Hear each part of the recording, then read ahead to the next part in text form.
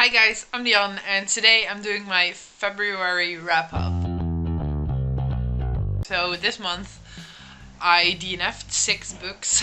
So I tried to read a lot, but I don't know if I was in a slump or it was just, they were just not the books for me. But I DNF'd a lot, so I will be filming another recently DNF'd soon, so keep an eye out for that. To start off with, I would like to sum up my reads for uni.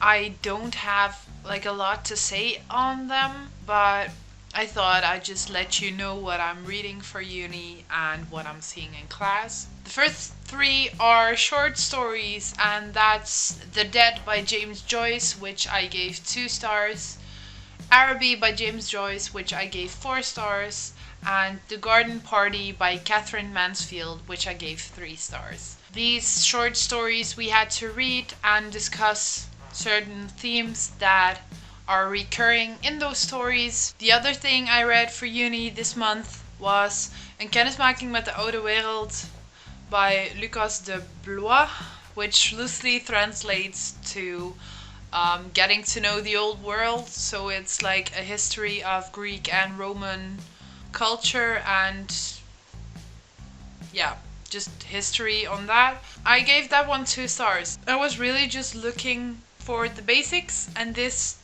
didn't give me that. First book I want to talk about is Spindle Fire by Lexa Hillier. I got this book in exchange for an honest review, and I actually filmed a video review for this, which is coming up on April 8th. But just to sum it up, the story has a great premise, but is really lacking in the execution, I think. It was like just enough interesting though to keep me reading and not DNF it, but I wouldn't really recommend picking it up, and I gave this one 2 stars. The next book I read is Girl Code, Gaming, Going Viral and Getting It Done by Andrea Gonzalez and Sophie Hauser. This book I got in exchange for an honest review as well through Edelweiss. It is a non-fiction own voices book about women in the tech industry, and it follows the story of these 2 girls turning women who learn to code and go viral with the game they programmed, which is called Tampon Run,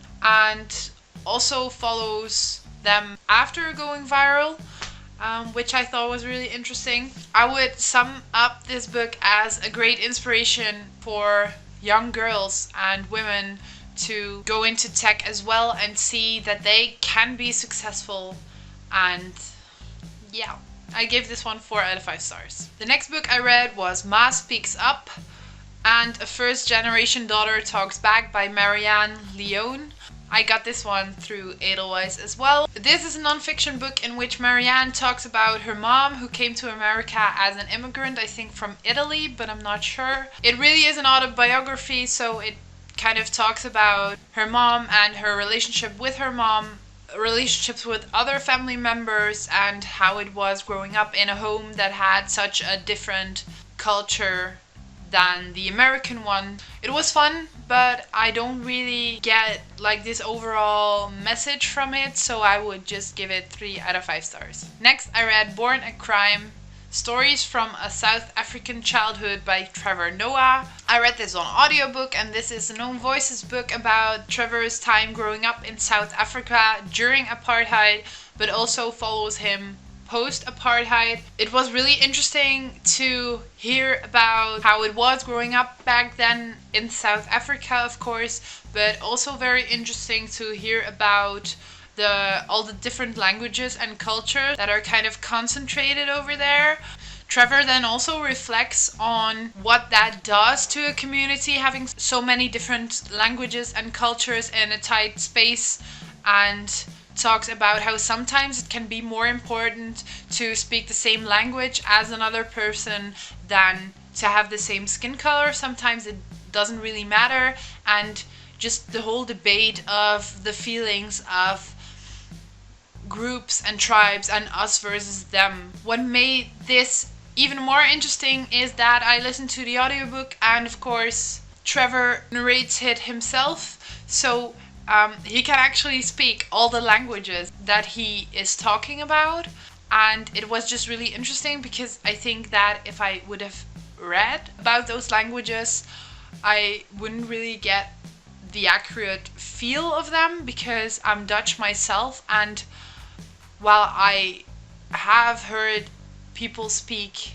Afrikaans, I haven't heard any other South African languages, so I couldn't really imagine what they would sound like, if that makes sense.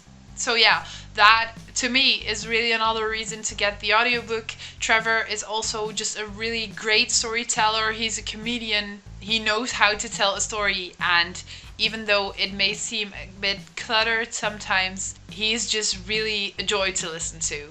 And I gave this one 4 out of 5 stars. The next book I read is The Complete Mouse by Art Spiegelman. This is a non-fiction graphic novel that follows the story of a father telling his son about different events that happened during World War II. Family talked about is Jewish. This is, of course, the famous graphic novel that made graphic novels a genre of its own and not just like stories about superheroes. I thought it high time I read this. Yeah, I really enjoyed reading this one, but it was also a very tough read for me. Vladek, the father who narrates most of the story, has this kind of broken English, which is of course a very realistic aspect when you're not English yourself, so I think that's very well done, but sometimes it makes the story a bit practically harder to read because you're sometimes figuring out what he actually means. There are also some scattered memories and thoughts that just end mid-sentence, and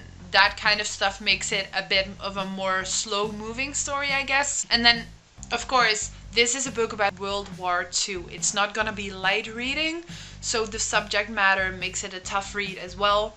That doesn't take away that I think this is a very important book, and I did really enjoy it, and I gave it 4 out of 5 stars. The next book I read was Milk and Honey by Rupi Kaur. I love this. I'm not gonna lie.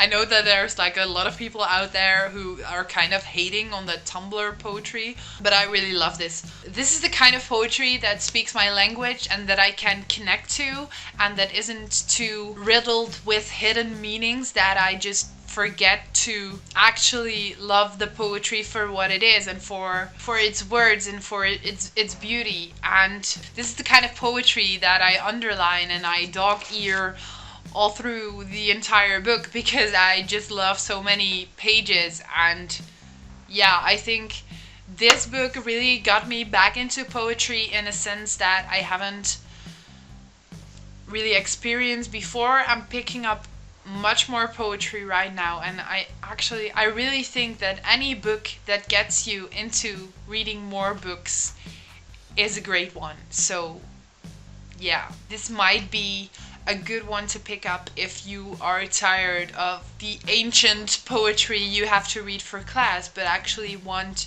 something that is more relatable to try it out sometime, I guess. I really love this one, so I gave this one 5 out of 5 stars. Then the next one I picked up is a poetry collection as well, but I lent it to my friend Ante, so she's reading it right now, so I don't have it, and that is Why God is a Woman by Nin Andrews. Why God is a Woman is a poetry collection that is written in prose, so it's not like the standard verse poetry you get, but it's just more of a story. The entire collection is one narrative about this matriarchal society set on an island, which kind of flips some gender roles and keeps other ones intact. So it is just a really interesting take on the idea of politics and society and gender and how they are all interwoven. And because it flips some stereotypes but not all of them, it's just a really interesting way to make you think about the world we actually live in. And I gave this one 4 out of 5 stars. And the last book I finished this month was The Sound of the World by Heart by Giacomo Bevilacqua. I'm sorry. I got this one through NetGalley in exchange for an honest review. This is a graphic novel, and it follows a guy who has just gone through a breakup and is having a really hard time.